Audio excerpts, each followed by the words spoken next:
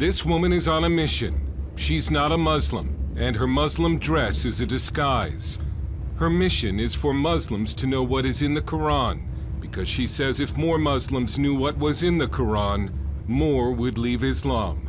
Mona Walter came to Sweden from Somalia as a war refugee when she was 19. She says she was excited about joining a modern European nation with equal rights for women. But as a young Muslim woman, that was not the Sweden she encountered. In fact, she says it was in Sweden where she first experienced radical Islam on a daily basis. I discovered Islam here in Sweden. In Somalia, you're just a Muslim. You're just born into Muslim country without knowing the Quran. But when you come to Sweden, then you go to mosque. And there's a Quran, so you have to cover yourself, you have to be a good Muslim. Walter says she grew up in Somalia never having read the Quran. So I didn't understand what I was part of. I didn't know who Muhammad was.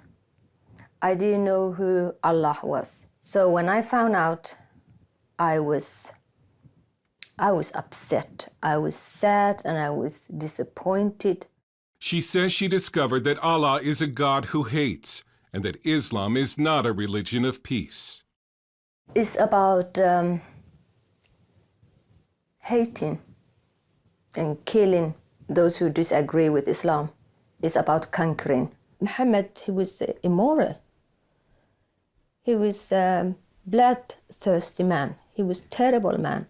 And they can read that in his biography, what he did to Jews, how he raped women, how he killed people.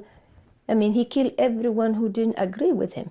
Discouraged, she left Islam and became an atheist, until one day a family relative encouraged her to read the Bible.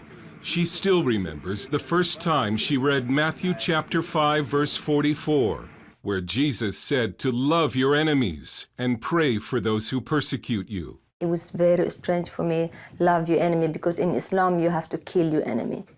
Kill your enemy and kill everyone who refuses Islam. But Jesus Christ, it was all about love and peace and forgiveness and tolerance. And for some reason, I needed that. She went to see Pastor Faoud Rasho, a Syrian immigrant who ministers to former Muslims in Sweden. She started to believe, and she came to me. That was the beginning of her trusting. I was so happy. I was filled with joy. Then I accepted Jesus Christ. Mona says the Lord gave her a burden for Muslims who still do not know the truth about Islam, and she began to copy verses from the Quran and hand them out on the street to Muslim women.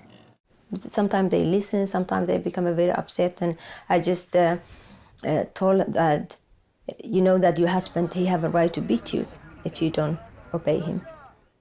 And say, no, it does not say that. Yes, it says that. I thought that if I tell them about Muhammad and about the Quran and this God of Islam who hates, who kills, who discriminates women, maybe they will have a choice and leave. But in politically correct Sweden, Mona Walter has come under attack for simply telling Muslims what is in the Quran. And I've been called Islamophobe, and yeah, you've been bought, you're a house nigger and stuff like that, terrible things. She has also been called a racist.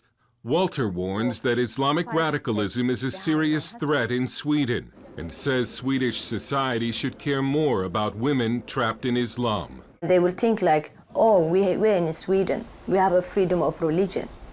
But Muslim women don't have a freedom of religion. They live under the law of Allah, not under Swedish law.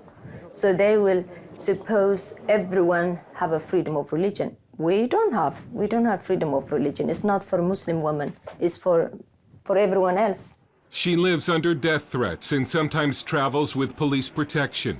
She wanted to show us Muslim areas around Gothenburg, but had to first dress as a Muslim. She believes if she were to show her face, she would be attacked.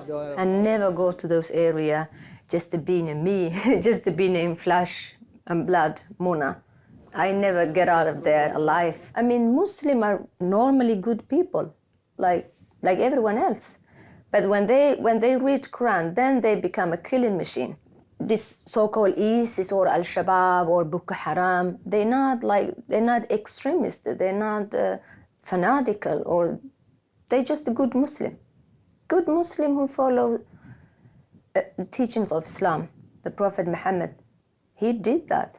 They're doing just what he did. Walter now uses videos and speaking appearances to spread her message, and she says she won't stop, even though her life is in danger.